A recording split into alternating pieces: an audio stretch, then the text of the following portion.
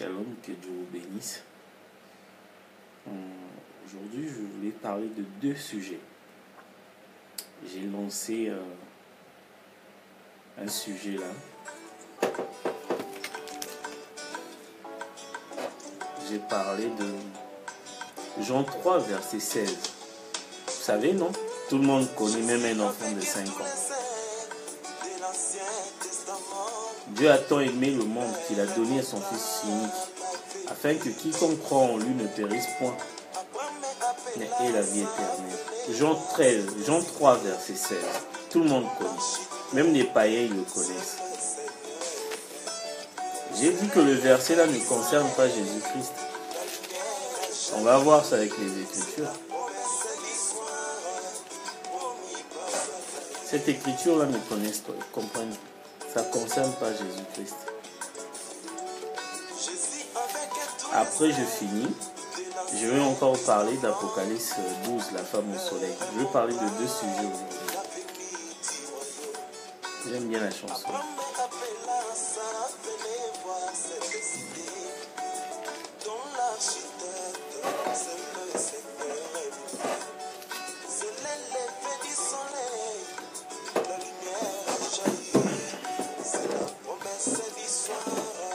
Jean 3, verset 16.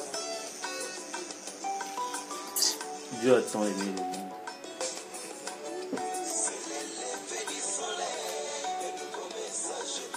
Cherche le verset.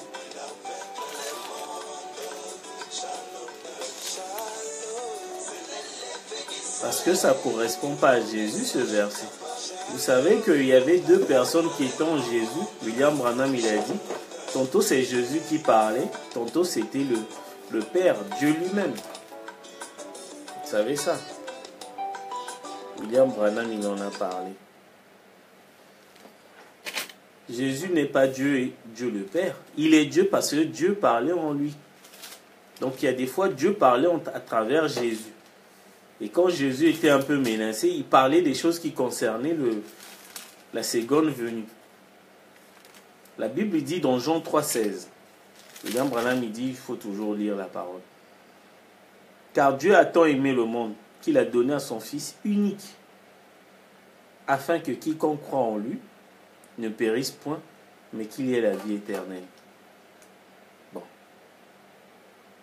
Dieu a tant aimé le monde, soi-disant, qu'il a donné au monde à son Fils unique. Mais alors on a un problème. Sauf que Jésus-Christ n'est jamais venu pour le monde. Jésus-Christ est venu juste pour les brebis perdues d'Israël. Vous connaissez l'histoire de la femme cananéenne? Jésus-Christ, la femme cananéenne, elle est venue et demander la prière. Jésus-Christ, il dit dans Matthieu 15, il n'est pas permis aux chiens de prendre la nourriture des maîtres. Vous connaissez l'histoire, non? Parce qu'il n'était pas venu pour les nations, que pour Israël. Il a demandé aux apôtres d'aller prêcher la parole que aux brebis perdues d'Israël. Mais sauf que là, dans Jean 3,16, on dit Dieu a tant aimé le monde. Et c'est qu'il y a un problème. Il y a un problème. Dieu a tant aimé le monde. Jésus-Christ est venu juste pour les brebis perdues d'Israël. Qu'il a donné son Fils unique, afin que quiconque croit en lui ne périsse point, mais qu'il ait la vie éternelle. Sauf que les Juifs auxquels Jésus est venu, ils n'ont jamais cru en Jésus. On a vu les 144 000 sont sauvés.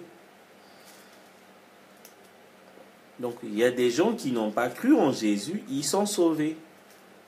Les 144 000, ce sont des Juifs, des Juifs de l'Église orthodoxe. Ils ont continué à servir, à appliquer la loi de Moïse et jusqu'à aujourd'hui, ils sont sauvés. Ça ne concerne pas Jésus.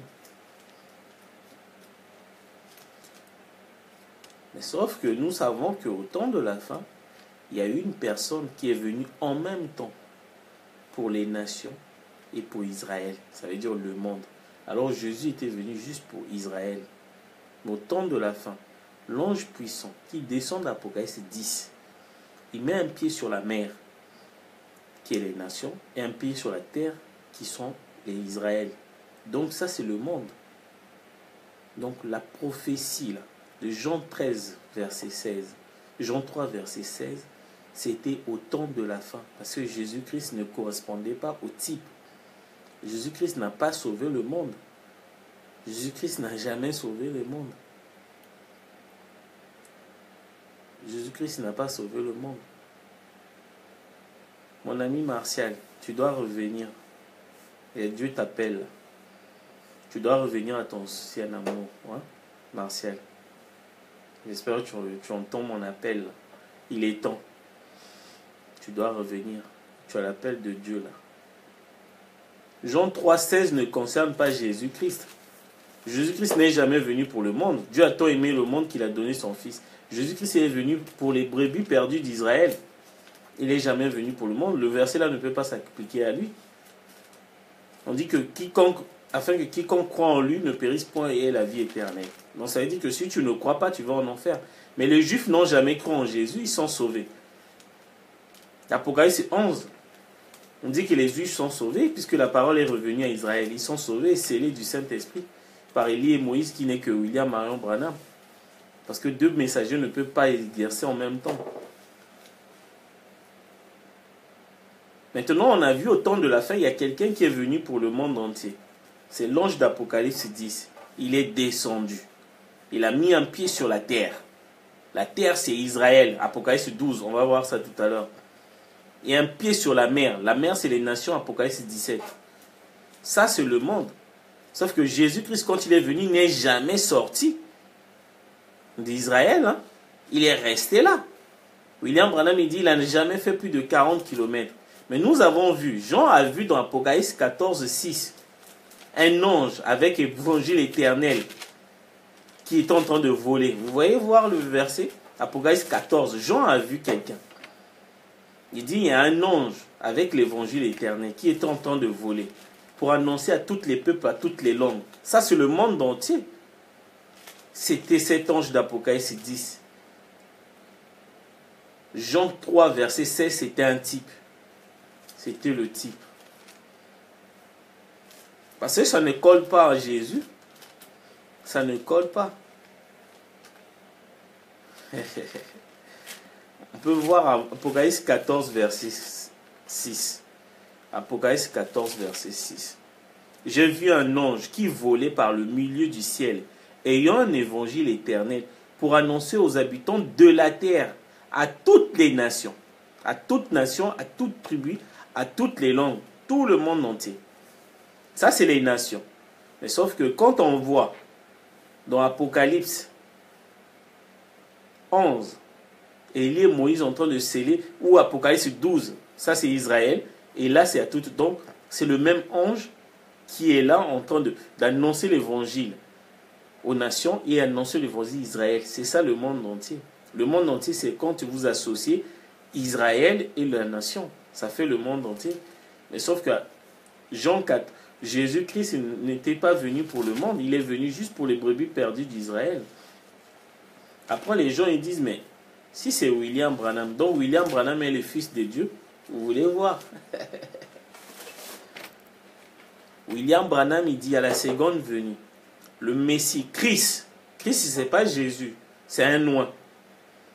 Donc si vous voyez Christ d'Apocalypse, ça ne veut pas dire Jésus, c'est un oint. Ça peut être n'importe qui. Jésus, il avait dit il y aura des faux Christ. Donc ça peut prendre un S. Mais Christ là, c'est Dieu lui-même. Il dit quand il va revenir, d'abord il sera fils d'Abraham, héritier de la justice, fils de l'homme, héritier de la terre, fils de David, héritier du royaume, et fils de Dieu, héritier de toutes choses. Nous, on pensait que le fils de Dieu, c'était que Jésus-Christ. Oui, il est Jésus, il est le fils de Dieu, je crois. Mais Paul, il avait dit, Hébreux 10, verset 1, que la loi qui possède une ombre n'est pas l'exacte vérité des choses. Donc Jésus-Christ est l'ombre des choses à venir. Donc s'il était l'agneau, donc il devait avoir un véritable agneau qui devait venir. S'il est fils de Dieu Jésus, il doit avoir un fils de Dieu original qui devait venir, le véritable fils de Dieu. Le véritable fils de Dieu, c'est Dieu lui-même. C'est ça. Si vous avez saisi ce mystère, vous allez comprendre Jean 3, verset 16. Je cite la parole, je cite les citations de William Branham. Jésus-Christ était l'agneau, mais c'était un type.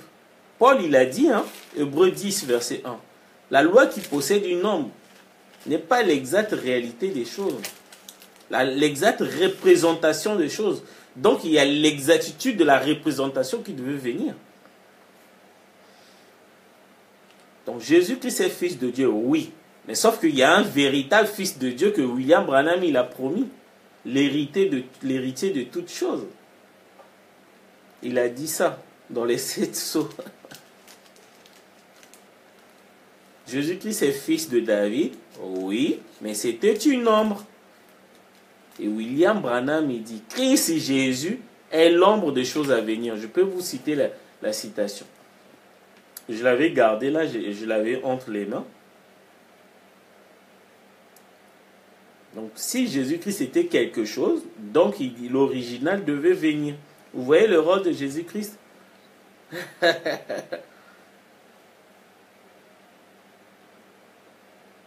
Jésus-Christ était juste l'ombre de quelque chose qui devait arriver. Dieu lui-même, qui devait arriver au temps de la fin. La Bible est claire. Jean 3,16 ne s'applique pas à Jésus-Christ. Jean 3,16 ne s'applique pas à Jésus-Christ. Il y avait 2 personnes. William Branham, il dit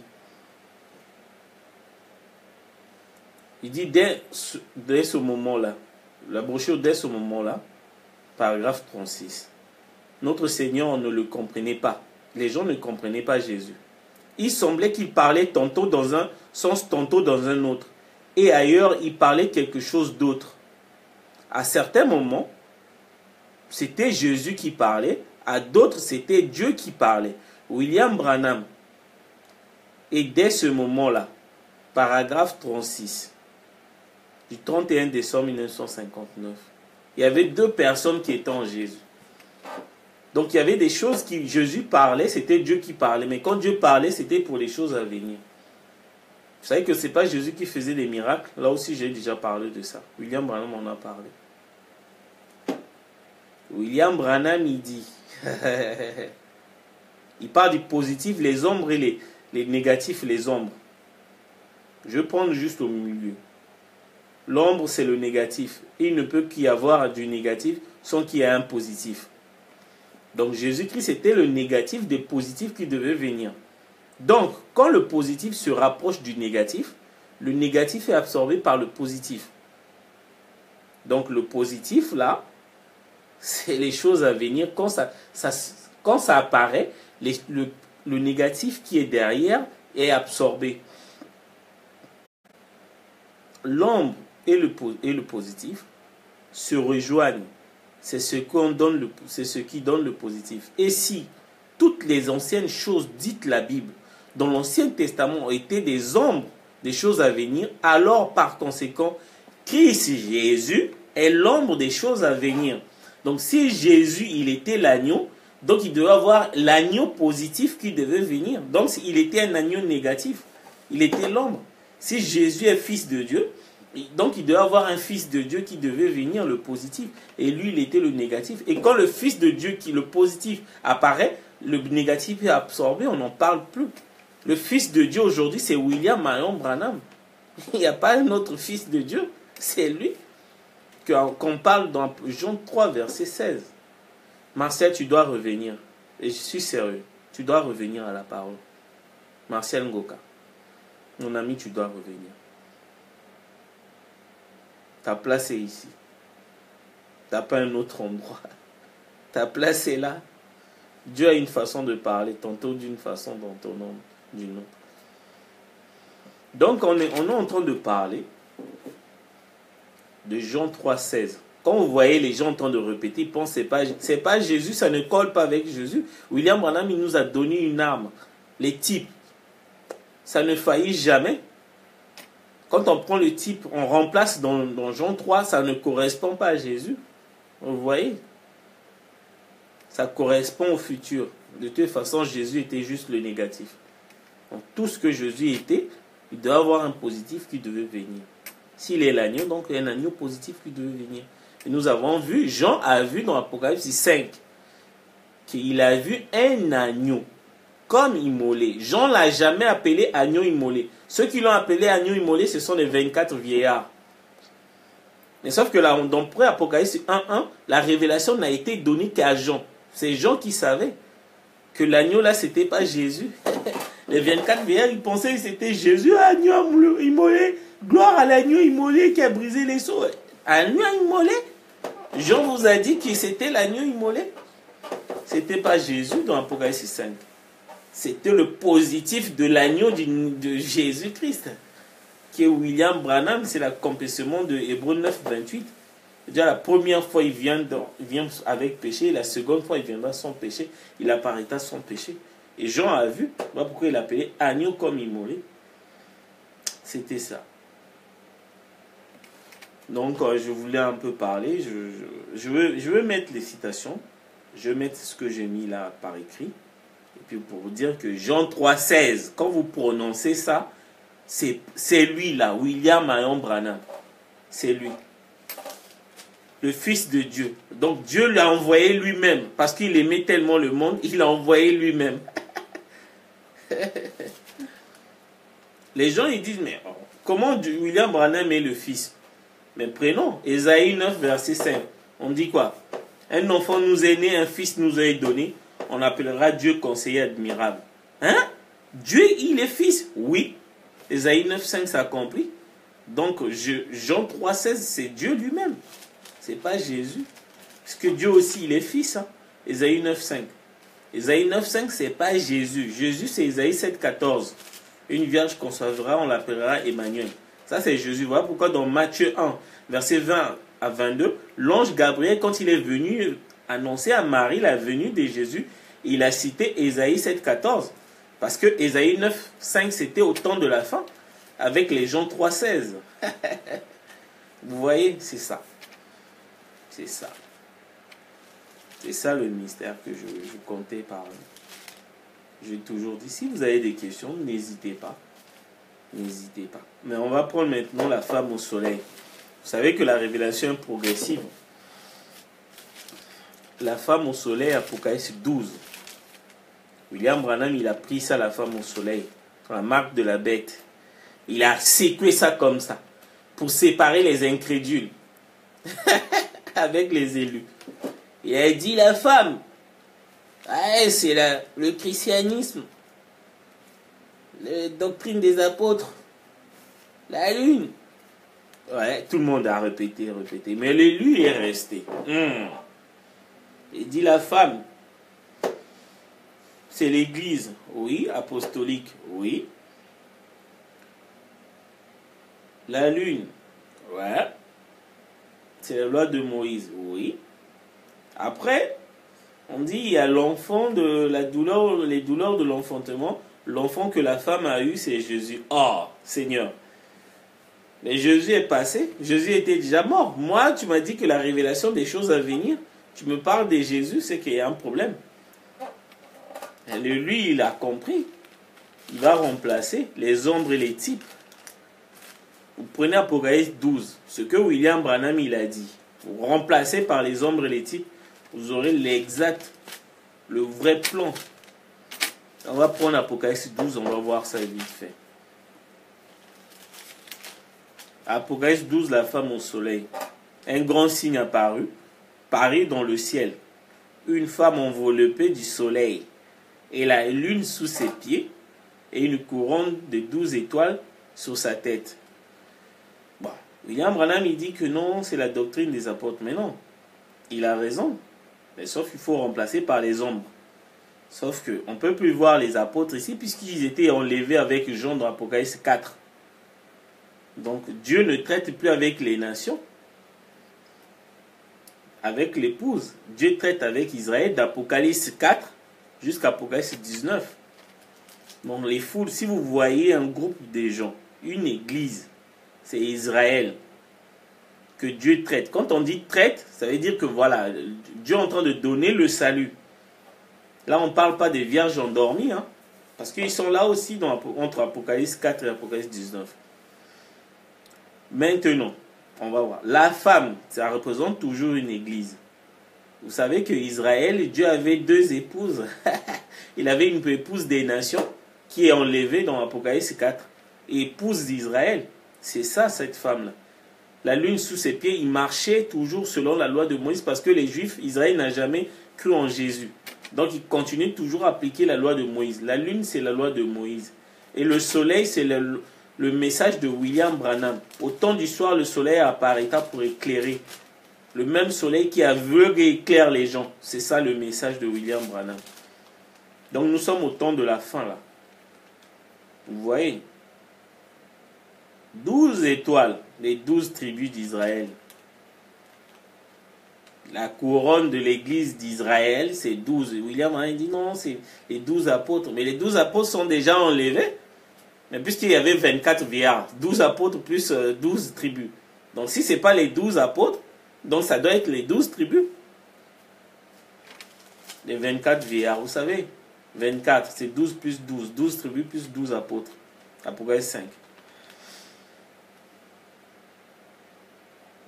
Donc ici, Jean a vu Israël, le peuple d'Israël, qui était dispersé pendant 2000 ans. Qui continuait à couper les sons de boucs et de taureaux. Parce que voilà, ils ont la lune sous les pieds. Elle était enceinte. Elle criait en travail et les douleurs de l'enfantement. William Branham, ça c'est le verset 2. William Branham, il dit, si vous voyez Israël en train de crier les douleurs de l'enfantement, c'est qu'il y a un événement, il y a une libération qui arrive. Il y a un événement majeur. Vous savez les douleurs de l'enfantement? Parce que les Juifs, William Branham me dit, regardez les Israël. Eux, ils savent reconnaître les signes. Nous, les nations, on est là, l'argent, l'école. Israël, ils reconnaissent les signes. Quand ils étaient tellement opprimés par les Romains, ils savaient, c'était ça les douleurs de l'enfantement. Ils savaient que il y a un événement qui devait arriver. Ils savaient, hein, Israël était prêt, ils savaient que le Messie devait venir. Il devait avoir la libération. C'est ce qu'on appelle les douleurs de l'enfantement. C'est quelque chose qui prépare la libération de quelque chose. Ils ont eu les douleurs de l'enfantement quand ils étaient en captivité en Babylone aussi. Ils ont eu les douleurs de l'enfantement quand les Romains les ont opprimés. Ils savaient que le Messie devait venir. Ils savaient, hein, parce qu'ils lisaient les Écritures. Ils disaient, il y a quelque chose qui va se passer. Mais le Messie est venu, Dieu les a aveuglés, ils n'ont pas vu. Donc là, la douleur de l'enfantement, c'est-à-dire que les Juifs qui étaient opprimés par les nazis commençaient à sentir que non, il y a un événement qui doit se passer. Donc Dieu était en train de préparer la création d'Israël, le retour d'Israël dans sa patrie. C'était ça les douleurs de l'enfantement. On va prendre le verset 3. Un autre signe parut, encore dans le ciel. Et voici, c'était un grand dragon. Ça, c'est le diable, Lucifer. Là, il est dragon. Hein. Dans Apocalypse 13, il sera la bête. Donc, il passe de dragon à la bête. Là, quand vous voyez comme ça, c'est que la marque de la bête n'était pas encore là. Vous savez la marque de la bête. Donc, on pouvait encore prier au nom de Jésus. On était sauvés. Parce que la marque de la bête, c'est le nom de Jésus-Christ. Donc, il était encore le dragon. Pas encore la bête. Hein. Bon, là, on est dans Apocalypse verset 3. C'était un grand dragon rouge ayant 7 têtes. Vous voyez, la bête aussi avait 7 têtes. Hein? La bête, elle était assise sur 7 montagnes. Ce sont les 7 têtes là. Et 10 cornes. Si vous voyez Apocalypse 17, c'est pareil. La bête aussi, elle est assise sur 7 montagnes. Je vous ai expliqué, non? Les 7 têtes là, ce sont les 7 grands pays. Le G7, la France, l'Angleterre, voilà. L'Italie, le Japon, les États-Unis, le Canada. Voilà, ça fait le G7 là, c'est ça. Et les 10 cornes, ce sont les alliés de la Russie. Ils sont 10. Hein, la Chine, la Turquie, voilà. Israël aussi fera partie des alliés. Donc ils sont 10, mais représentés par Poutine. Vladimir Poutine, vous voyez. Ça, c'est une arme dans les mains de Dieu. Il va faire des dégâts, vous allez voir. On est sur Apocalypse 13, Apocalypse 12, verset 3. Et sur cette tête, il y avait des diadèmes. Des diadèmes, ça veut dire des couronnes. Donc, ça veut dire que c'était des présidents élus démocratiquement. Par contre, il y a les cornes, il n'y avait pas de couronne, ce sont des dictateurs. William Branham, il a expliqué ça dans la marque de la bête. Sa queue entraînait, verset 4, sa queue entraînait le tiers des étoiles du ciel. Les étoiles du ciel, ce sont les esprits, parce que le diable, il a pris tous les esprits. Donc, il a séduit. Donc, quand entraîner, ça veut dire il a séduit les esprits dans le ciel. Et les jeta sur terre. Quand les esprits démoniaques descendent sur terre, ça ne va pas traîner comme ça rentre dans les gens. Vous voyez? Vous allez voir, ça va rentrer dans qui? On va prendre le verset 5. Donc, tous les esprits là sont descendus sur terre. La terre, ce sont les hommes. Hein?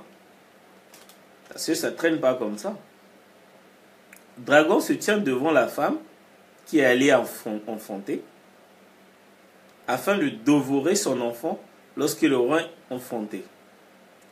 L'enfant là, c'est qui? Vous allez voir cet enfant. William Branham dit c'est Jésus et tout. Oh. Mais quand Jean voyait ça, Jésus était déjà crucifié. Jean voyait le futur, il ne peut pas voir Jésus. C'est qui cet enfant? On va voir.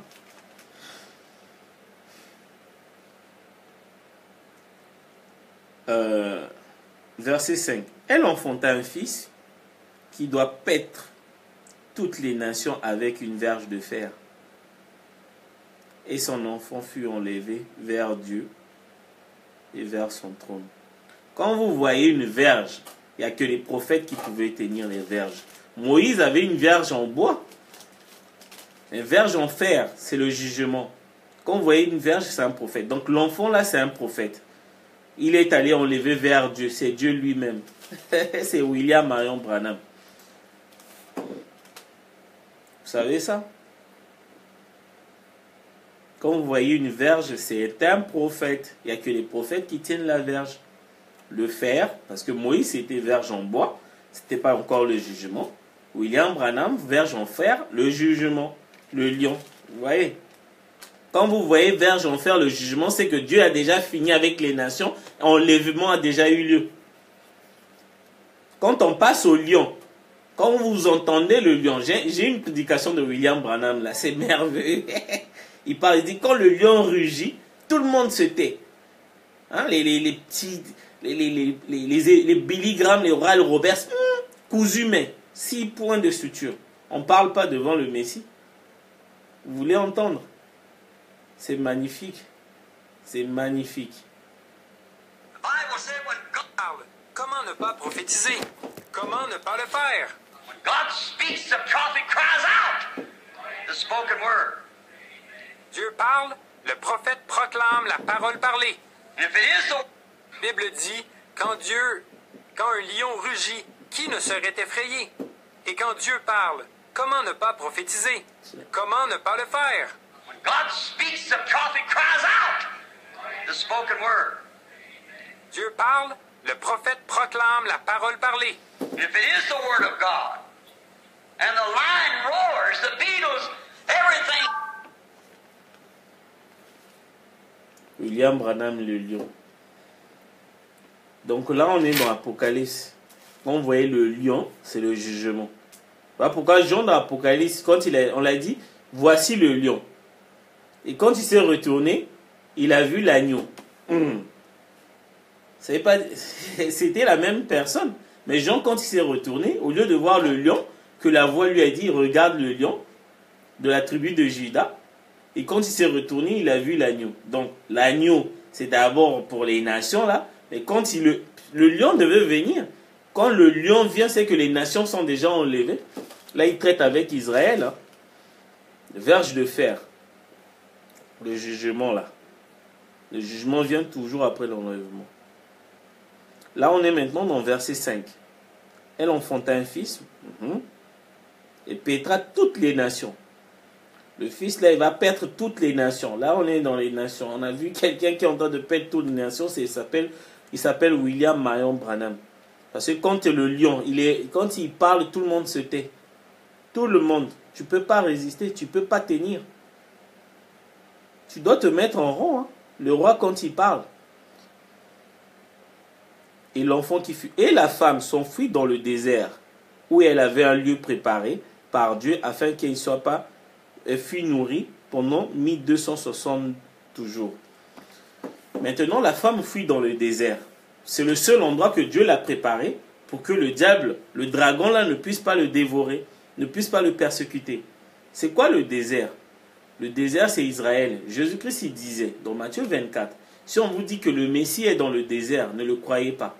Parce que le Messie, l'étoile devait quitter l'est vers l'ouest. Mais si vous dites que le Messie est venu en Israël, ne le croyez pas. Voilà pourquoi William Branham, il voulait aller en Israël. La voix lui dit non, ne va pas. Parce qu'aucun juif ne va pas le croire. C'est contraire à la parole. Le Messie ne peut plus retourner en Israël. Jésus-Christ l'avait annoncé. Hein. Si on dit, si William Branham il était rentré en Israël, c'était un faux prophète. Parce qu'il n'accomplissait pas les Écritures. Le Messie ne devait plus retourner en Israël. Jésus-Christ l'a dit. Si on vous dit qu'il est dans le désert, ne le croyez pas. S'il est dans la chambre c'est le temple de Salomon. Le temple là où les gens attendaient le Saint-Esprit, c'était la chambre haute. C'est toujours Israël. Donc quand vous entendez chambre, désert, c'est Israël. Et pourquoi Dieu les a préparés une terre là-bas, donc l'État d'Israël que Dieu a recréé en 1948, c'était le seul endroit où les Juifs pouvaient être en sécurité. Parce que le dragon, là, c'était ce qu'on appelle les tribulations. Les tribulations, ça a commencé avec les nazis, là. Donc les Juifs pour être en sécurité, il faut qu'ils soient dans le désert que Dieu l'avait préparé, qui est sa propre patrie, qui est l'État d'Israël. Là où vous voyez. Maintenant, il fut nourri pendant 1260 jours. Oh, mais j'ai déjà vu ce chiffre-là par hasard. Mais quand je prends Apocalypse 11, les deux témoins, ça fait aussi, verset 3, je donnerai à mes deux témoins, Élie et Moïse, le pouvoir de prophétiser revêtus des sacs pendant 1260 jours. Là, il y a un problème. 1260 jours divisé par 360, ça fait 3 ans et demi. Donc, on est en train d'accomplir la dernière semaine de 70 semaines de Daniel. Parce que la première semaine, la première moitié, ça a été accompli par les 3 ans et demi du ministère de Jésus. Mais il restait les 3 ans et demi qui devaient finir au temps de la fin par Élie et Moïse. Mais sauf que Élie et Moïse, c'est Apocalypse 11. Mais Apocalypse 12, il n'y a pas Élie et Moïse, il y a juste un enfant que le diable voulait dévorer, mais il était enlevé qui tenait une verge de fer. Et aussi 1260 jours, 3 ans et demi, les mêmes 3 ans et demi là. Élie et Moïse, c'est William Marion Branham. Je vous ai montré la citation. C'est la même personne. Les gens pensaient qu'on pouvait voir que les 3 ans et demi dans Apocalypse 11, là où il y a les deux témoins, mais il y a aussi les 3 ans et demi dans Apocalypse 12. Qu'est-ce que les 3 ans et demi viennent faire là où il y a l'enfant qui tient la verge là? Vous comprenez? C'est la même personne. Vous voulez voir la citation? J'ai montré ça. Élie et Moïse. J'avais la citation là. C'était dans Apocalypse 5, la visite de l'ange Gabriel. Donc, il n'y a qu'un seul prophète qui sera devant Israël. On a vu dans Apocalypse 12. Il n'y a qu'un seul prophète. C'est lui qui va accomplir les 3 ans et demi là, qui restent là. Donc, là-bas, on dit, dans Apocalypse 11, on dit c'est Élie et Moïse. Dans Apocalypse 12, on dit, mais il y a un enfant qui avait une verge de fer et tout, et qui pétrait toutes les nations. Mais vous supprimez 3 ans et demi. On fait les maths. On supprime de part et d'autre les 3 heures et demie, il va rester là-bas un enfant qui tient une verge de fer, et là, Élie et Moïse. Donc, Élie et Moïse égale à l'enfant qui tient une verge de fer. Donc, égale à William Marion Branham. C'est simple. C'est simple. Parce que William Branham, il dit, l'enfant là, c'est Jésus. Mais comme Jésus est l'ombre de William Branham, vous remplacez X par sa valeur, vous trouvez. La vérité est toujours simple. Hein. Mais on va voir maintenant... C'est là où j'avoue, je suis un peu sur les 3 ans et demi là. Comment c'est calculé? Là, on sait que non, c'est William Branham qui doit compter les 3 ans et demi. Mais si vous passez, là, c'est quand la femme rentre en Israël. Donc, il sera nourri pendant 3 ans et demi. Mais maintenant, dans Apocalypse 14, là où Kakou Philippe, il dit que c'est lui là. C'est pas lui. Ce sont les avions parce que on dit dans Apocalypse 14, 12, 14, et les 2 ailes du grand aigle furent donnés à la femme afin qu'elle s'envolât au désert. C'est le même désert que d'Apocalypse 6.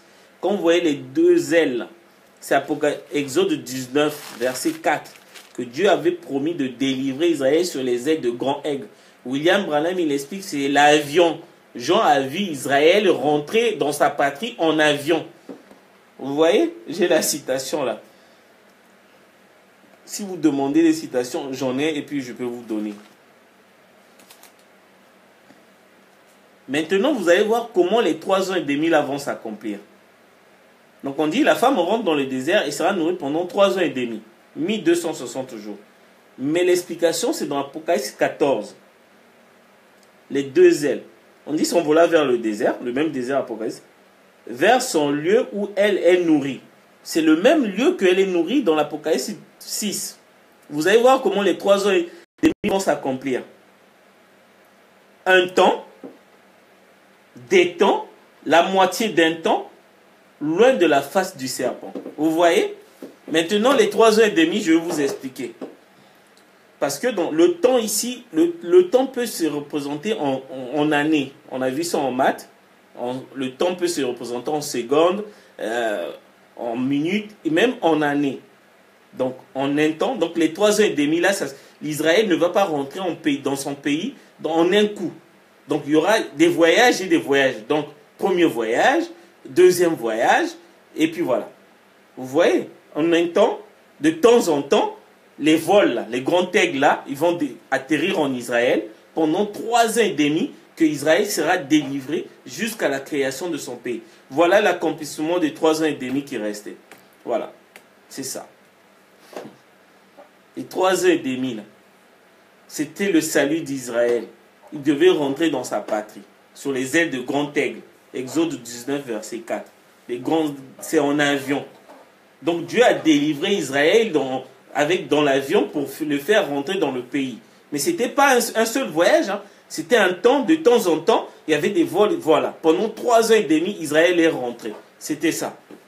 Maintenant, il faut calculer de temps à temps. Mais voilà, je vous laisse le soin. Voilà, il y en a, ils disent, bon, vous prenez 46.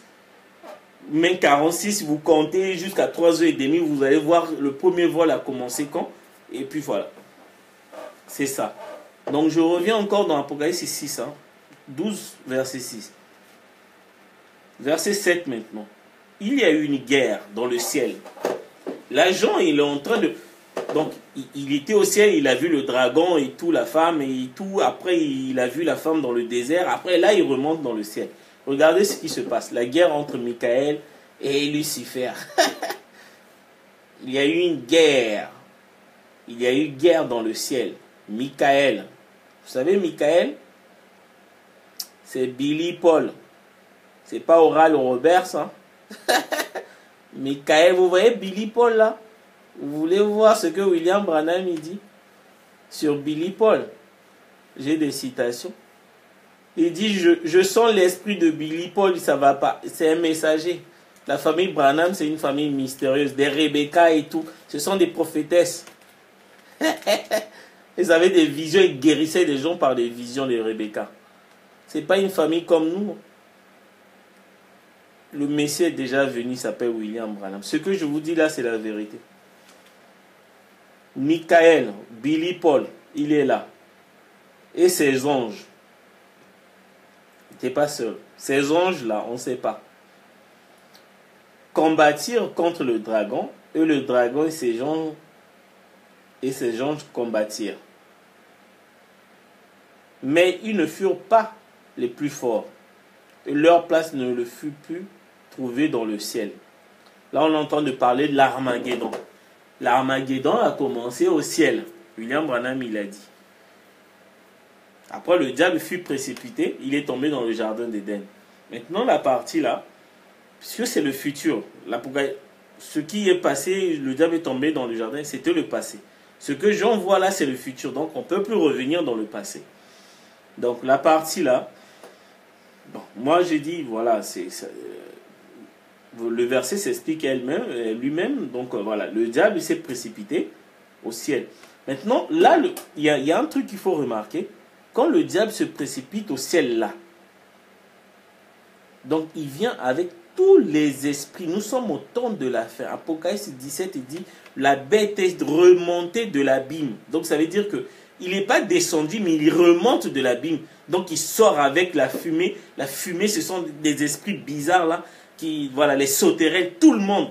Tout, le diable, il sait qu'il est à la fin. Donc il a sorti tous les esprits. Tous les esprits sont là en ce moment. Et Dieu aussi, il est venu avec tous ses anges sur la terre. Dieu lui-même, il n'est pas venu seul. Il est venu avec tous ses anges. Les Billy Paul, les Joseph. Ce ne sont pas des gens. Hein. Moi, c'est ce que je dis. Parce que à Laodicée aveugle. Parce qu'on ne voit pas ce qui se passe en ce moment. Si on nous montrait ce qui se passe aujourd'hui, à l'œil nu comme ça, il y en a qui... Vous devez faire les jeunes là. Parce que les gens veulent tellement avec les Facebook, les téléphones, les gens, tant qu'ils ne voient pas l'image, ils ne veulent pas croire. Il y a des choses terribles qui se passent. Hein. Il y a des esprits bizarres. Tout est sorti. Tout. Le diable ne se cache plus. Hein. Il fut précipité, le grand dragon, le serpent ancien appelé le diable et Satan. À tous les noms, vous voyez tous les noms. Le dragon, le serpent, c'est la même personne. Donc, tous ces attributs-là, il a sorti ça. Il fut précipité sur le ciel, ces gens furent précipités avec lui. Et j'ai entendu dans le ciel une voix forte qui disait, maintenant le salut est arrivé, et la puissance, la reine de Dieu, de notre Dieu, et l'autorité de son Christ, car il a été précipité l'accusateur de nos frères, celui qui les accusait devant notre Dieu, jour et nuit. Hein? Ouais, le diable te pousse à commettre le péché. Et après, il dit à Dieu, tu as vu ton enfant là, comme il a fait à Job. Vous savez, le diable, il voulait montrer à Dieu que Job devait tomber. Donc si Job tombait, le diable devait accuser à Dieu que regarde ton serviteur que tu es en train de parler là, Job, regarde, il est tombé. C'est exactement ce que le diable fait. Quand on prie là, il dit, voilà, lui, il va tomber. Nous, on prie pendant des années. Le diable dit, celui-là, il va tomber. Après 2 ans, après, tu tombes. Ou 5 ans, même 15 ans, tu tombes. Elle dit, tu vois, je lui ai dit quoi, il est tombé. C'est la même chose il parlait à Job. Vous voyez ce que discussion entre Job et Dieu? Voilà, c'est ça. C'est exactement ce qui se passe dans le monde là. Quand vous priez là, vous rentrez dans la... Le diable dit, il ne va pas tenir longtemps. Vous allez voir. Là, il est en train de... Avec des brochures à la main, là, vous allez voir, il va repartir dans le monde. Là. Il va repartir avec les mensonges. Là. Et puis quand tu tombes, le diable, il va voir Dieu. Il dit, tu vois, ton fils là, qui parlait William Branham, il dit, regarde, il est l'accusateur. C'est lui. Faut pas. Il dit, tu vas voir, non? Lui qui a laissé les femmes, là, il a laissé les filles... Hein, il est plus courageux, je pense. Attends, je vais faire passer les belles femmes là. Il va regarder 2 fois. Vous savez que regarder une fille 2 fois dans la rue, tu as déjà commis un adultère. William Branham, il dit on regarde 1 fois, jamais 2 fois. Parce que le diable, il va faire passer des belles filles. Hein, des filles que tu aimes là. Ils vont passer là pour que tu regardes 2 fois, tu commettes l'adultère. Après, il va accuser vers Dieu. Tu as vu, hein, il a regardé 2 fois l'adultère. On regarde qu'une seule fois. Jamais. Même si elle fait tomber les clés, continue. Elle fait ça exprès pour que tu regardes. Continue ton chemin. Continue. Si vous comprenez ça, vous allez mettre le diable en échec. Hein. Il est très malin. Il est très très malin. Il ne faut pas le sous-estimer. Il est très fort. Il est très fort. Donc ils vont laisser les femmes avec des décolletés là venir juste sur ta rue. Tu détournes ton visage. Tu baisses le regard. Parce que c'est le diable qui l'a envoyé pour que tu tombes. Comme ça, il va accuser Dieu. C'est l'Apocalypse 11 qui s'accomplit. Bon. Ils l'ont vaincu à cause du sang de l'agneau et à cause de la parole de leur témoignage. Ils n'ont pas aimé leur vie jusqu'à craindre la mort. Ça, c'est des gens qui se sont sacrifiés pendant des années. Ils se sont sacrifiés, ils ont donné leur vie pour ne pas adorer la bête, par exemple le diable. Je prends l'exemple, par exemple, les martyrs qui voulaient que le pape voulait qu'on puisse l'adorer, ils ont refusé. Ils ont donné leur vie pour ne pas adorer le diable. Il y en a qui ont perdu leur boulot parce qu'ils ne voulaient pas adorer le diable dans la franc-maçonnerie. Ce sont ces gens-là qu'on parle. On leur dit, si tu n'adores pas le diable, tu n'adhères pas au secte de franc-maçon, tu perds ton boulot. Il est capable, il dit, je perds mon boulot. Je veux gagner mon salaire, je perds mon poste, mais mon salaire, je veux revenir soldat, mais je ne veux pas adorer le diable. Ce sont ces gens-là que Jean a vus. Mais il y en a, quand ils voient, ah, tu perds ton boulot, les privilèges. Toi, tu as des enfants dans l'école privée, tu as les voitures, on va tout prendre, tu vas devenir piéton. Ah, mais il y en a qui sont allés signer. Hein. Ils ont allé vendre leur âme au diable là, pour adorer le diable, pour le privilège. Il y en a d'autres, ils ont refusé. Ah, bon, tu refuses, tu n'as pas de poste, c'est pas grave, je vais bouffer mon salaire. On ne vend pas une âme comme ça. Il y en a. Vous savez pas, le diable va te pousser à bout pour que tu adores. Blaguez pas. Ne blaguez pas avec le diable. Le monde là, c'est à lui. Hein. C'est ça ce qu'il voulait proposer à Jésus. Non, adore-moi, je te propose le monde, le gouvernement. Ça veut dire que ça lui appartient. Tous les gouvernements, ça appartient au diable. On ne fait pas on fait pas de la politique. Hein. Faut pas faire. Parce que tu vas adorer le diable, c'est obligé. Vous comprenez? Là, je suis dans... Voilà, ce sont des gens qui ont vaincu. Ils l'ont vaincu. Ils ont vaincu le diable. La Bible dit dans l'Apocalypse, ils ont vaincu le diable parce qu'ils n'ont pas voulu adorer. Ah, ils ont dit, si tu n'adores pas, on va te tuer. Allez-y, tuez-moi.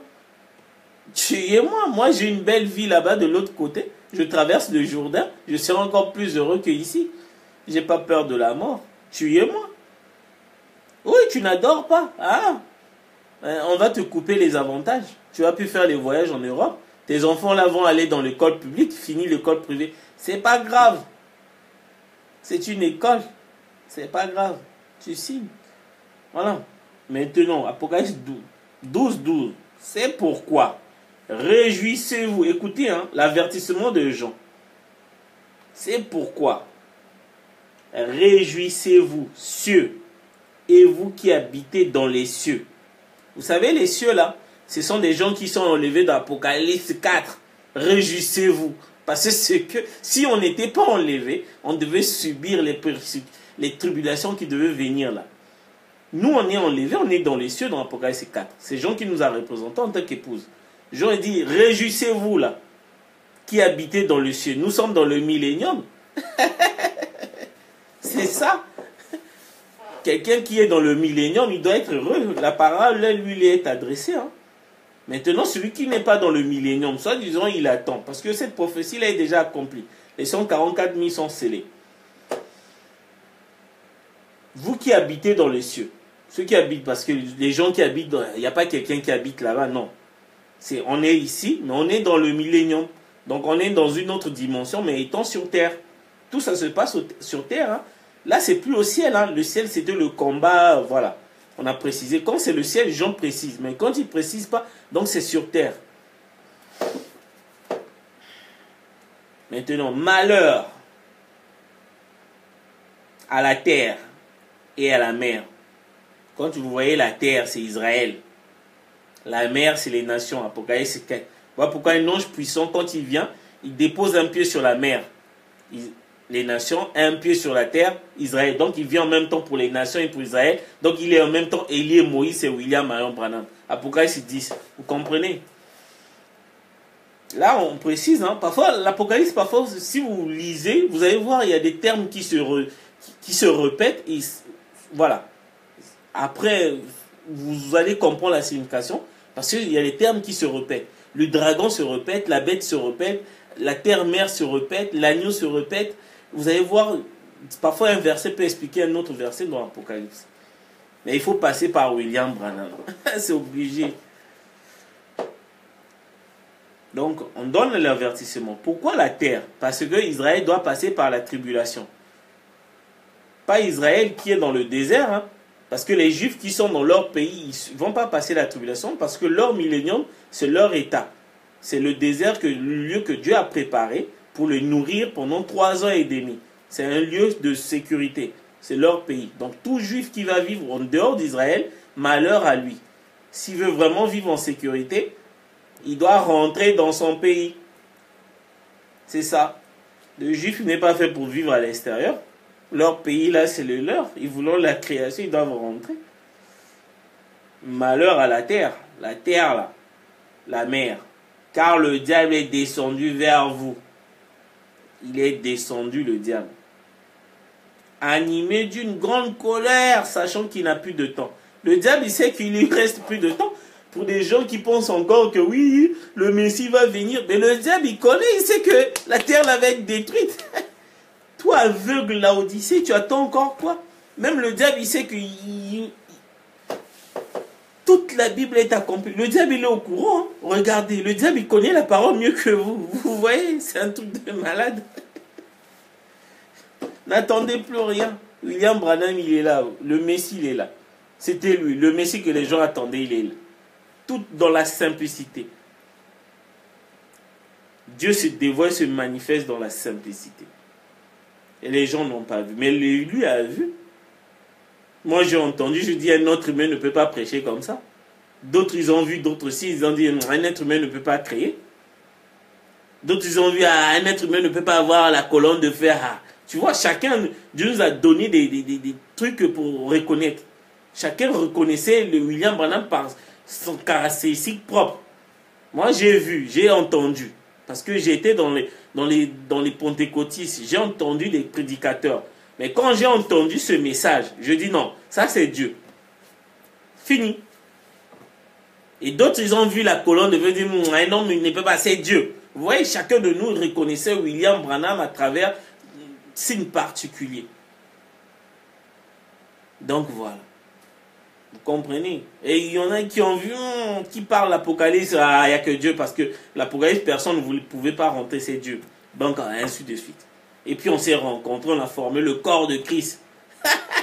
On a tous des natures différentes, mais ensemble on forme un corps de Christ. Ceux qui ont reconnu le message de William Branham. Vous comprenez? Voilà pourquoi, voilà, chacun apporte. Moi j'apporte ça, toi tu apportes telle révélation, et ainsi de suite. Et puis voilà, on est en train de former. Et les gens mangent. Ah, gna, gna, gna. Le message c'est là. Quand vous avez ce message là, c'est le lion. Personne ne peut tenir devant vous. Qui peut tenir devant toi si tu reconnais William Branham est le Seigneur? Qui peut tenir devant toi devant la Bible? Une seule Bible. Tu peux mettre la Bible comme ça. Qui peut venir te convaincre avec ce livre? Personne. Tu vas traverser de Genèse à Apocalypse. Eux, ils ne vont rien voir. Hein.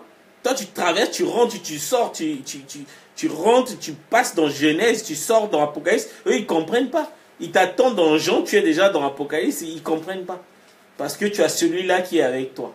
William Branham. On va continuer dans Apocalypse 17, 12. Quand j'aurai le temps, on va parler d'Apocalypse 18. C'est la suite. Hein.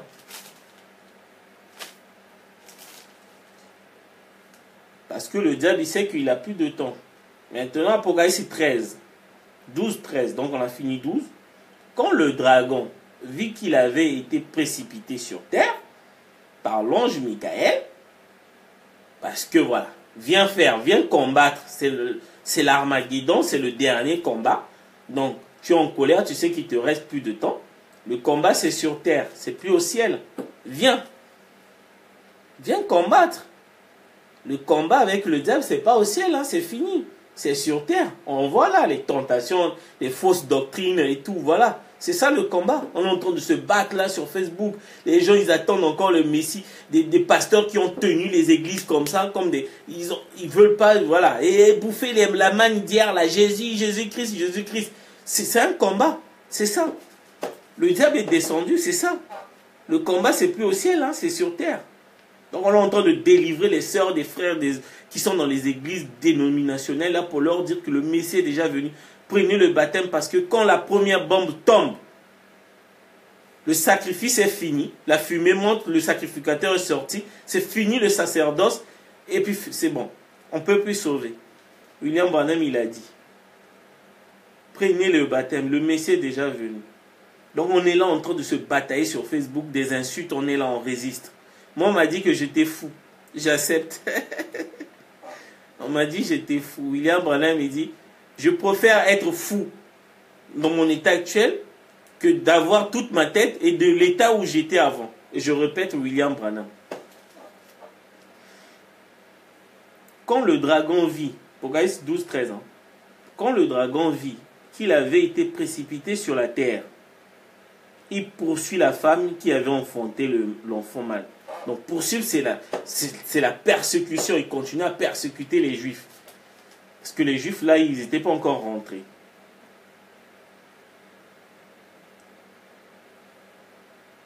Apocalypse 12, 14, c'est là où Kakou Philippe, il dit l'aigle là, c'est lui. On ne parle pas de l'aigle, ici on parle des ailes d'aigle. Dieu, quand il parle d'un prophète, il utilise l'aigle. Voilà. On a vu ça dans Apocalypse 6.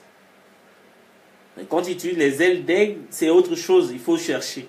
Et William Branham, il dit, c'est l'avion quand les Juifs sont rentrés. Exode 19, verset 4, vous pouvez vérifier. Les ailes d'aigle, les deux ailes du grand aigle, c'est l'avion. Jean a vu l'avion. Parce que la femme est rentrée.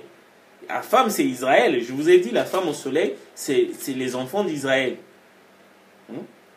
On peut dire les 144 000 aussi étaient dedans. Voilà. Furent donnés à la femme. Donc pour fuir le dragon là. Donc il devait rentrer dans le désert qui est son pays. Parce que le diable il était en train de lui persécuter là avec Hitler, les Eichmann, les nazis, les Staline et tout. Il s'envola dans le désert. Je dis le désert c'est l'état d'Israël. Il s'envola. On se vole avec l'avion. L'avion s'est envolé. Jean a vu l'avion décoller.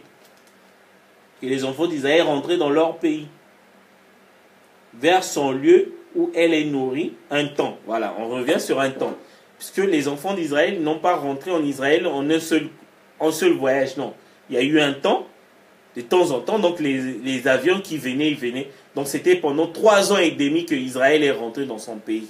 Le premier avion jusqu'au dernier, jusqu'à la création d'Israël, ça fait 3 ans et demi. C'était ça la dernière semaine de 70 semaines de Daniel.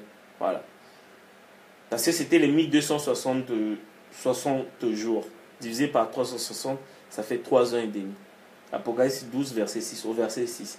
Donc là, au verset 14, on montre comment les 3 ans et demi, là, ils étaient en train de s'accomplir.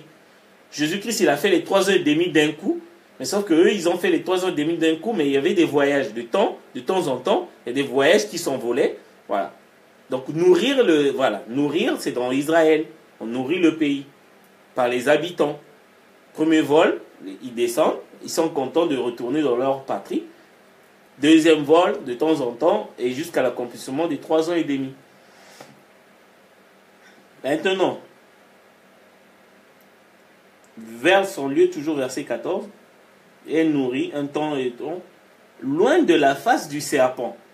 Vous voyez, il était le dragon, il vient le diable, et là il devient le serpent. Oh! Au début, là, il était le dragon, il devient le serpent. Vous allez voir, la même personne, il deviendra la bête. Toujours, hein. Il change.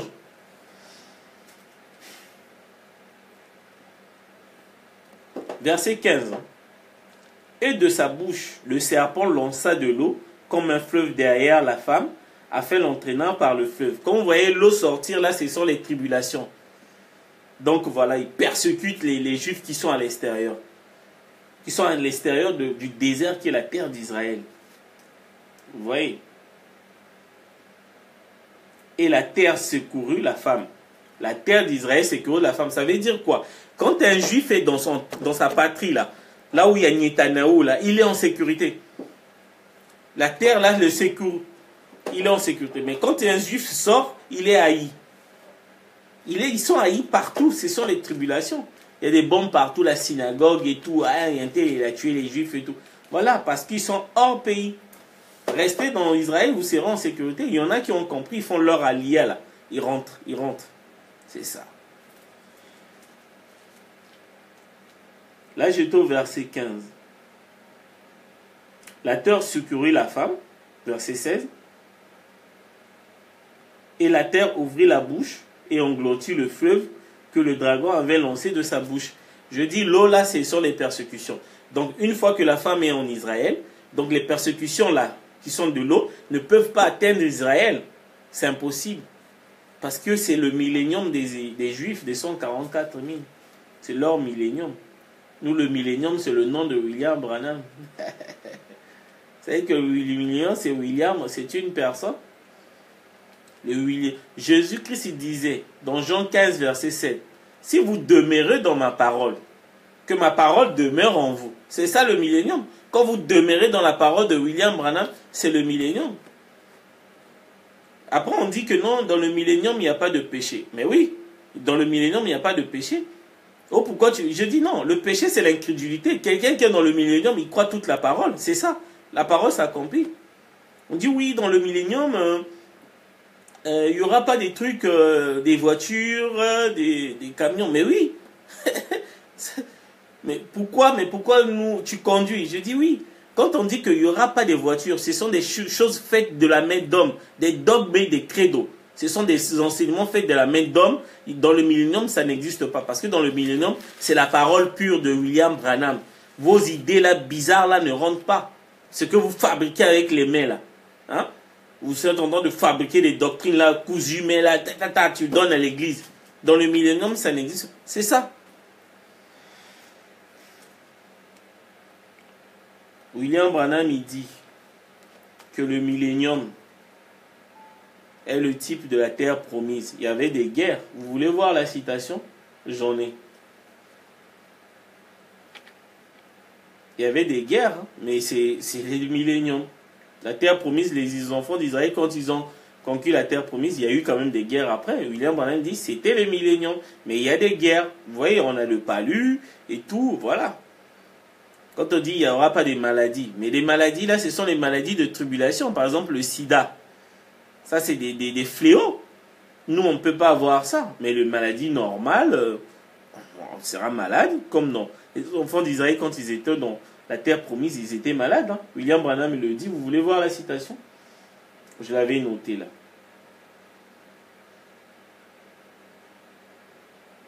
Je l'avais noté. 2 minutes.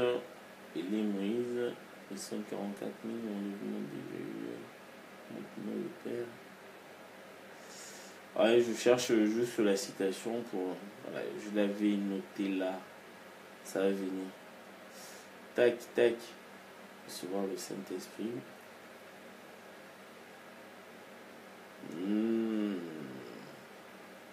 Là, il faut que je fouille le nom nouveau. Je l'avais. Je regarde. Image à Billy Graham.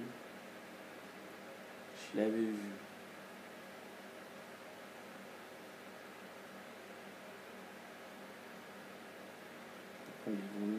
Israël, La Fontaine. Tac, tac, les 10 vierges, les 144 000. Le son peu. Non, je l'ai mis à... Là, il faut que je fouille encore un peu plus loin. Message pour mon amour. Comment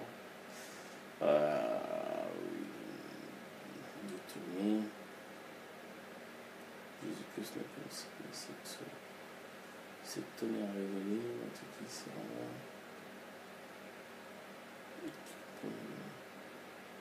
C'est déjà venu. Bon, il faut que je regarde. Je l'ai placé dans un autre dossier. Il faut que je fouille.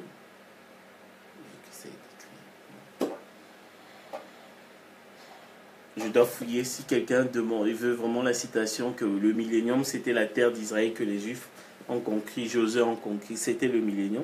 Mais malgré ça, il y a eu des guerres et tout. Voilà le type de millénium. Ça ne veut pas dire qu'il n'y aura pas de guerre, mais nous, on ne peut pas mourir.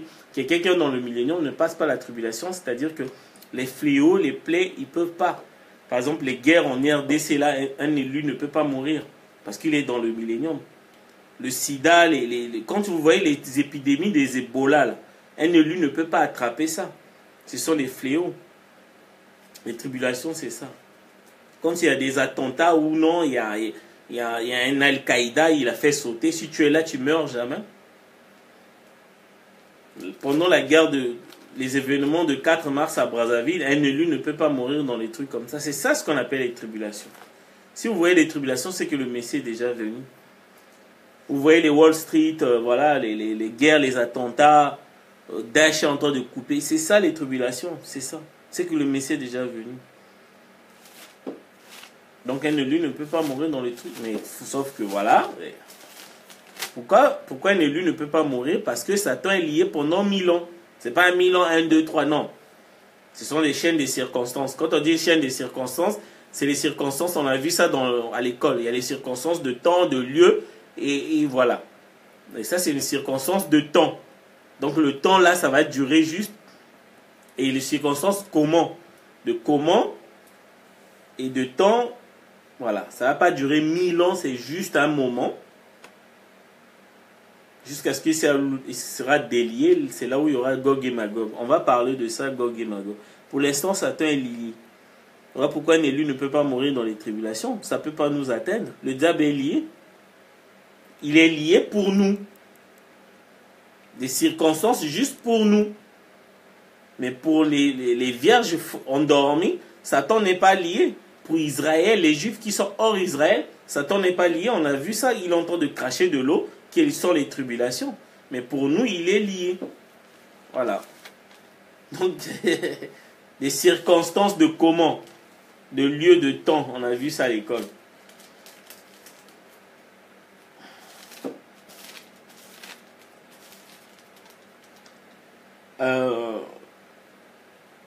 Et la terre secourut la femme, la terre engloutit. C'est-à-dire que les Juifs, la femme Israël est en sécurité quand il est dans son pays. Maintenant, au verset 17, et le dragon fut irrité, comme il voulait persécuter la femme. Mais Israël est rentré dans sa patrie. Mais le diable ne peut pas. Le diable, il n'a plus personne pour persécuter. Nous, on est dans les cieux. On a vu ça dans Apocalypse, dans Apocalypse 12. Nous, on est enlevés dans Apocalypse 4. Israël est rentré dans sa patrie. Le diable ne peut pas.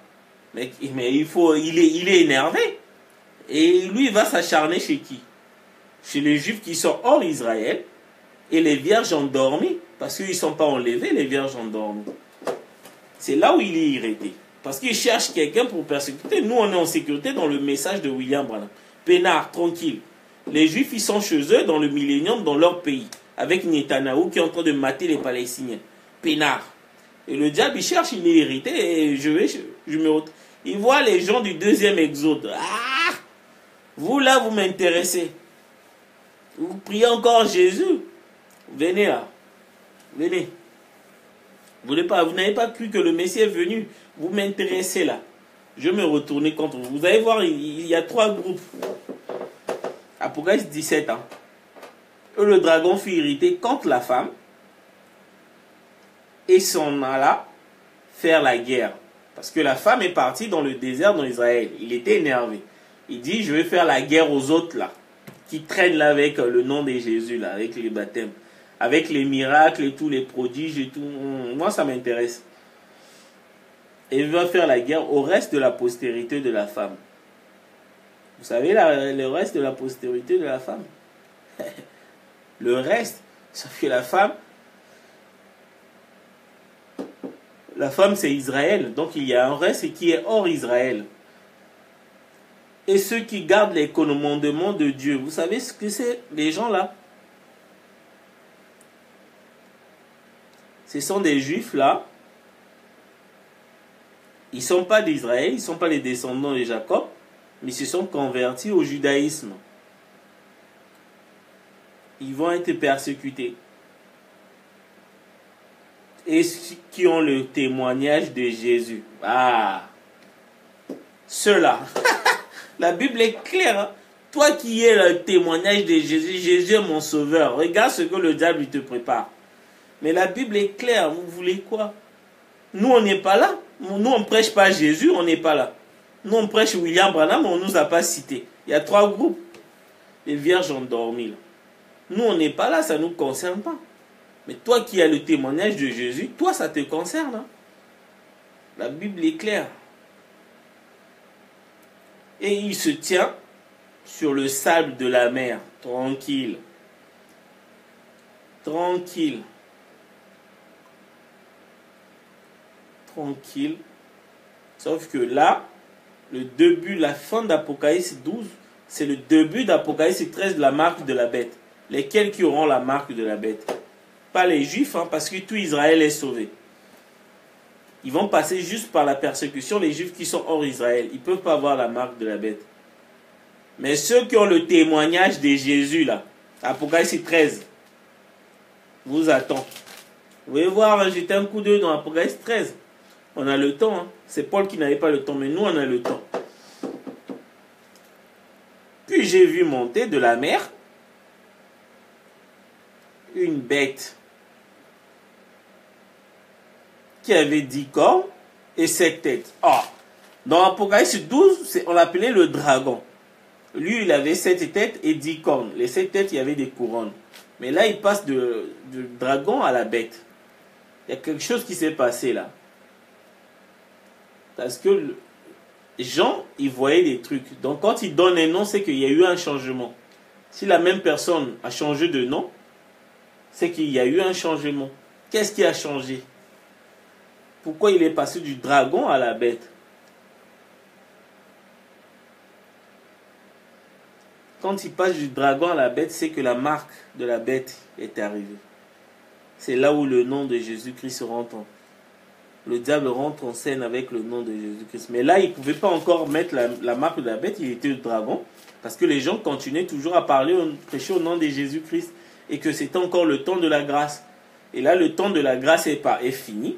Dieu a fini avec les nations et avec Israël. Quand Dieu scelle les nations et Israël, c'est la marque de la bête qui rentre en jeu. Il a scellé les nations dans Apocalypse 4. Il a scellé Israël dans Apocalypse 12. 11, 12 et Apocalypse 13. Donc quand Israël et les nations et Israël sont scellés, c'est la marque de la bête qui rentre en scène. William Branham, il quitte. Que lui, quand il attendait juste de sceller Israël pour quitter la terre. Il a quitté la terre. Et là, maintenant, la marque de la bête, le diable récupère le nom de Jésus. Toi, là, le témoignage de Jésus, là, tu m'intéresses. La bête. Et de nom de blasphème. Vous savez le nom de blasphème? Les faux baptêmes, les baptêmes au nom de Jésus, la prière au nom de Jésus. Voilà. Tout ça là. Ce sont les noms de... Parce qu'il y a les noms de blasphème et les noms blasphématoires. Les noms blasphématoires, c'est par exemple, moi je suis catholique, moi je suis branhamiste. On ne dit pas ça. On dit je suis un adorateur de Branham. Voilà. Ou un Branham. Quand tu dis branhamiste, tu dis catholique, tu dis... Ça, ce sont les noms blasphématoires. Mais les noms de blasphème, ce sont les faux baptêmes. Les baptêmes au nom de Jésus, la prière au nom de Jésus, les prédications au nom de Jésus. Voilà. Vous êtes en train de blasphémer tout le temps, alors que le Messie est là, vous continuez à prêcher le Fils. Alors que Dieu a déjà quitté le Fils il y a longtemps. Et la bête que j'ai vue était semblable à un léopard. Ses pieds étaient comme ceux d'un ours, et sa gueule comme une gueule de lion. Le dragon lui donna sa puissance, et son trône, et une grande autorité. Ah! Donc le dragon là, lui il a donné l'autorité à la bête. C'est la bête d'Apocalypse 12, de 17. Apocalypse 13, 3. Ça devient intéressant là. Il dit, et je vis l'une de ses têtes comme blessée. L'une de ses têtes comme blessée.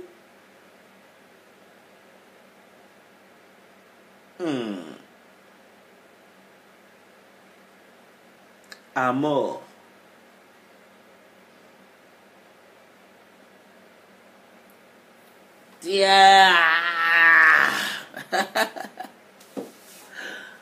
Quand vous voyez blessé à mort, ça veut dire il y a la mort. Quelqu'un qui est blessé à mort. Il y a blessé grave et blessé à mort. Quand quelqu'un est blessé à mort, c'est qu'il est mort.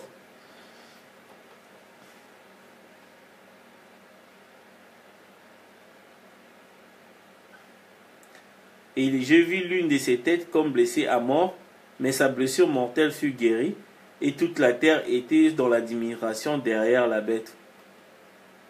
Comment quelqu'un qui est mort puisse être guéri de ses blessures? Posez-vous des questions. Et ils adorèrent, c'est toute la terre, ils adorèrent le dragon parce qu'il avait donné l'autorité. Voilà, ça on verra ça plus tard. Apocalypse 13. Apocalypse 13, on va voir ça. Après, on va voir l'Apocalypse 17, c'est la même chose. Donc, vous voyez, Apocalypse 17, c'est le dragon qui a le pouvoir sur les États. Il a le pouvoir sur les États, parce que les 7 cornes, les 10 cornes, c'est le pouvoir, c'est les États.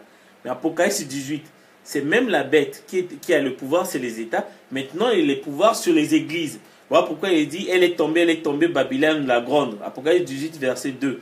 C'est William Branham qui entend de crier. Donc, quand la bête, il a fini avec les États, là, les G7, la Russie, Apocalypse 18, c'est maintenant l'autorité de la bête sur les églises du deuxième exode et tout, parce que la mère de toutes les églises, c'est Babylone, c'est l'église catholique. C'est elle la mère de toutes les églises de réveil, même les églises du deuxième exode. Donc voilà. Et puis on va parler de ça. Pour l'instant, je ne vais pas mélanger les sujets. Donc je vais parler de Jean 3, verset 16. Jean 3, Dieu a tant aimé le monde qu'il a donné son Fils unique. Ce n'est pas Jésus-Christ. Parce que Jésus-Christ n'est pas venu pour le monde, il est venu juste pour les brebis perdues d'Israël. On a vu que celui qui est venu pour le monde, c'est l'ange d'Apocalypse 10 qui met un pied sur la terre, qui est Israël, qui est un pied sur la mer, qui sont les nations. Donc lui, il est venu sur le monde. Et Jean l'a vu dans Apocalypse 4, 6, qu'il avait un évangile éternel qui est en train de voler dans les airs, et en prêchant à toutes les nations, à toutes les langues, à toutes les... Voilà. Donc il était en train de faire le tour du monde en avion. Jean a vu en train de voler. C'est lui là. Et on dit que William Branham est le fils de Dieu. On a dit que Dieu a tant aimé le monde qu'il a donné son fils. Mais oui, mais Ésaïe 9,5, on dit un enfant nous est né, un fils nous est donné, on l'appellera Dieu. Donc Dieu aussi est fils de Dieu. Donc le fils de Dieu là, c'était Dieu lui-même. C'était au temps de la fin. Vous comprenez?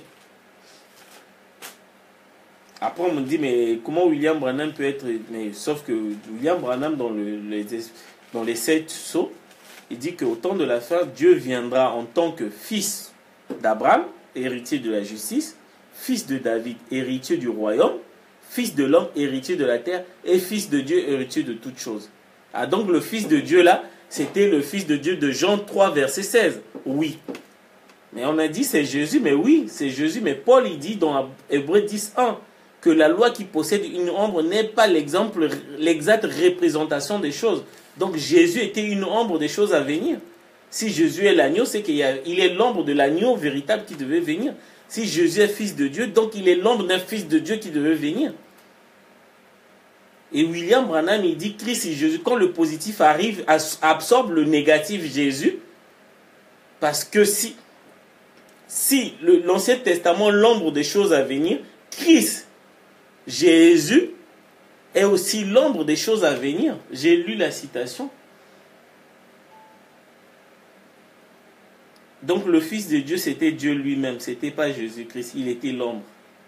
Voilà, c'est tout ce que je voulais montrer. C'est tout. Si vous avez des questions, n'hésitez pas. N'hésitez pas. J'assume tout ce que je dis. Et j'ai démontré avec la parole, les Écritures. J'ai pris des exemples. C'est pas une pensée humaine. Un homme, c'est pas une pensée humaine. J'ai pas une pensée là. Je connaissais pas ces choses. Et puis voilà, je voulais juste partager ça avec vous. Et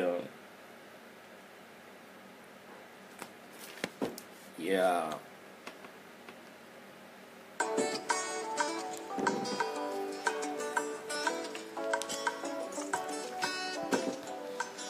Donc ouais. Lisez la Bible. Lisez la Bible. Matthieu, un chapitre par jour. Prenez le baptême au nom de William. Le Messie est déjà venu. Le Messie est déjà venu.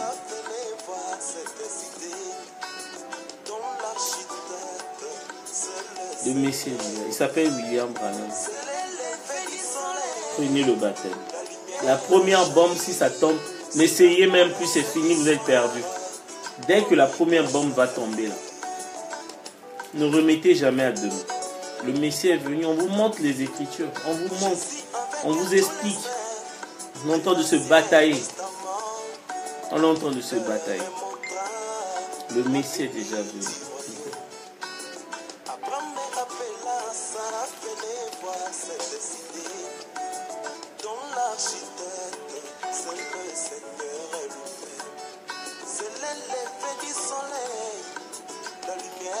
Après,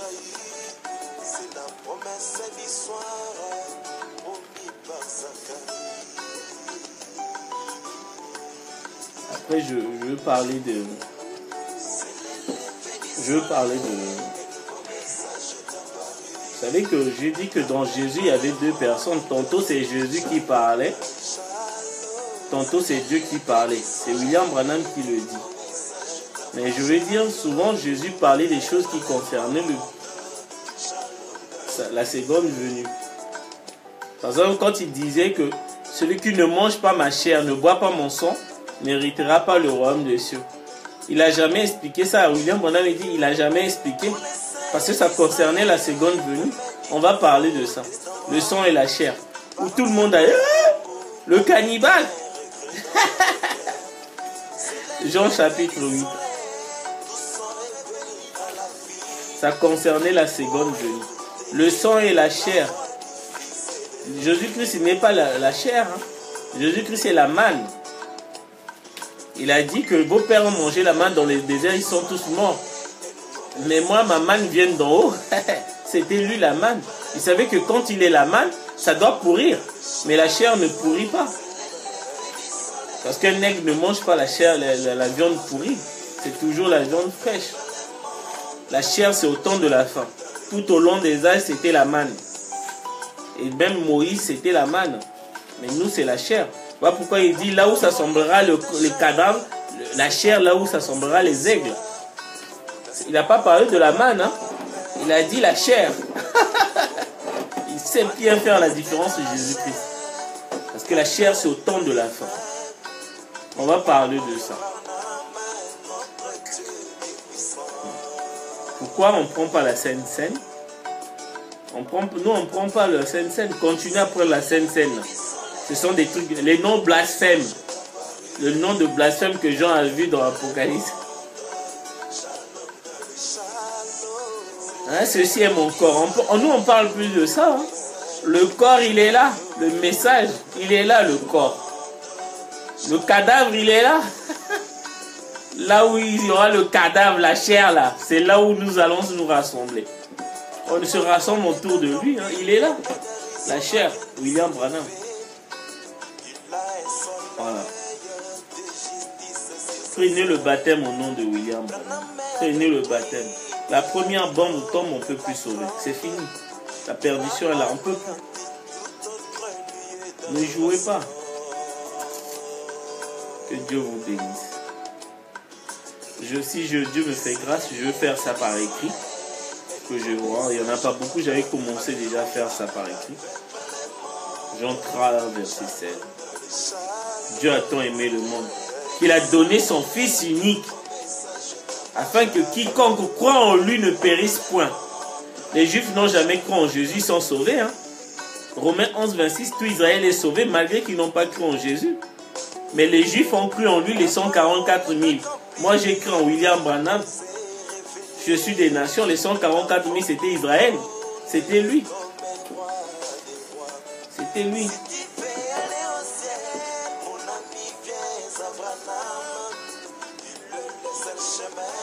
Que Dieu vous bénisse. Que Dieu vous bénisse.